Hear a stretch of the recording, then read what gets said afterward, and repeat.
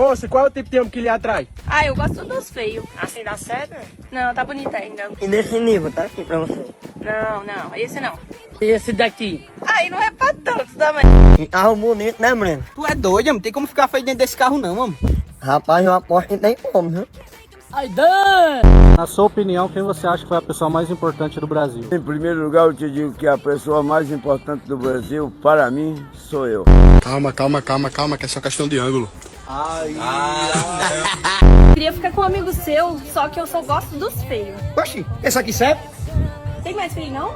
Sempre tem como piorar. Tem mais feio, não? Sempre tem como piorar. Ih, tem mais feio, não? Sempre tem como piorar, é eu? Tá doido, eu pedi um feio, não um cão. Nada nele é bonito. A tua estrutura é óssea, facial, é angelicalmente, demoniacamente horrorosa. Tô tão feio, se colocar uma foto minha no maço de cigarro, vocês param de fumar. Não, tá mais não.